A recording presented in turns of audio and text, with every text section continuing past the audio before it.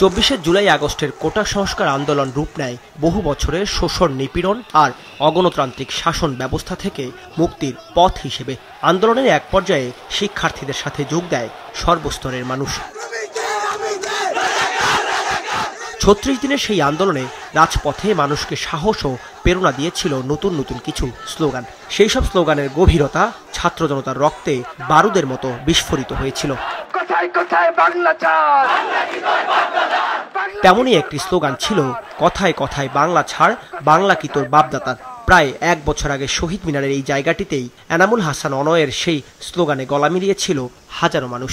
বিগত অগণতান্ত্রিক স্বৈরাচারী হাসিনা সরকার সে জনতার উদ্দেশ্যে একটা প্রহসনমূলক ভাষণ দিল এবং সেই ভাষণে যখন সেই পুরনো ট্যাগিংয়ের কালচারের আবারও পুনরাবৃত্তি করলো এবং যারা এই কোটা ব্যবস্থার যৌক্তিক সংস্কারের দাবিতে রাজপথে লড়াই করছিল তাদেরকে রাজাকারের নাতিপুতি এই ধরনের একটা বিদ্বেষমূলক এবং একটা ঘৃণ্য ট্যাগিং দিল তাদের দিকে।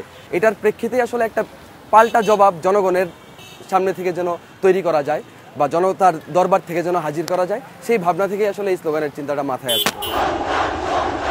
পরিস্থিতি যত বদলেছে তত যুক্ত হয়েছে নতুন নতুন স্লোগান। সেসব স্লোগান আধিপত্যবাদের নিকষ থাবা থেকে মুক্ত হবার আকাঙ্ক্ষা জুগিয়েছিল ছাত্র জনতাকে।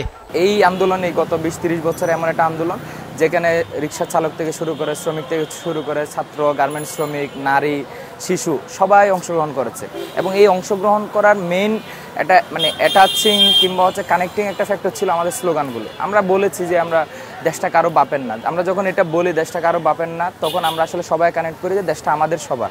আমরা বলেছি আমাদের সোনার বাংলায় বৈষম্যের ঠাঁই নাই, তখন আমরা ফিল করি অ্যাকচুয়ালি আমরা মিন করি যে দেশটা শুধুমাত্র আওয়ামী লীগের না, মুক্তিযুদ্ধটা শুধুমাত্র আওয়ামী লীগের না।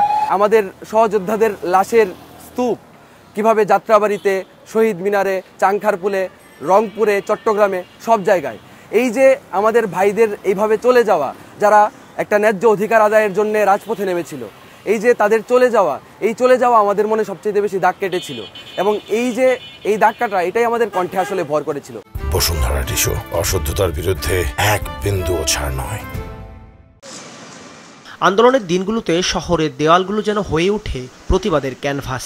শ্যাওলা জমা দেওয়ালের ঠাঁই পায় প্রতিবাদী সব লেখনী। বুলেটের বিপরীতে তারুণ্যের অনুপ্রেরণা জুগিয়েছিল রংতুলি। ভয়কে জয় করে তাদের আঁকা গ্রাফিতি অগ্নিশিখা হয়ে জ্বলেছিল মানুষের মনে।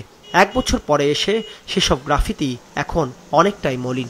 একটা মিছিল চলতেছে, মিছিলের মধ্যে একটু সাইডে গিয়ে 1 মিনিটের মধ্যে ফুসফুস করে কিছু লিখে আবার যে মিছিলের সাথে চলে আসছি, বা কোথাও দিয়ে বাসায় চলে যাচ্ছে, মিছিল থেকে ফিরে বাসায় ফেরার পথে যখন দেখতেছি আশেপাশে কেউ নাই, 1 মিনিটের মধ্যে কিছু লিখে আবার ওখান থেকে সরে যেতে হচ্ছে। আমাদের এই জুলাইয়ের ছবি আঁকা, আমাদের জুলাইয়ের গ্রাফিটি, কার্টুন মানুষের মধ্যে যারা ঘটনাটা আগে থেকে জানতো তাদের মধ্যে একটা নতুন উদ্দীপনা সঞ্চালনা করেছে, আর যারা জানতো না তাদের মধ্যে ওই জ্ঞানটা ঢোকানোর চেষ্টা করেছে। এদিকে জুলাই অভ্যুত্থানের বর্ষপূর্তি সামনে রেখে মেট্রো রেলের পিলারে আঁকা হচ্ছে গ্রাফিতি। সেখানে উঠে এসেছে 1.5 দশকের শাসনামলের নিপীড়ন, নির্যাতনের ইতিহাস। গত সরকারকে আপনারা দেখছেন এবং গত সরকারের কর্মকাণ্ডও দেখছেন, সে সব কিছু মিলিয়েই আসলে এখানে কাজগুলি সারা বিশ্ব দেখবে এবং এই বিষয়টা নিয়ে তারা অবলম্বন করবে আর কি, যে বাংলাদেশের মধ্যে কি হয়েছে আর কি। ফিরে দেখা ফ্যাসিস্ট রেজিম শিরোনামে রাজধানীর কারওয়ান বাজার থেকে ফার্মগেট অংশের মেট্রো রেলের পিলারগুলোতে দেখা যাবে এমন চিত্র। দাউদ হাসান, মাছরাঙা সংবাদ, ঢাকা।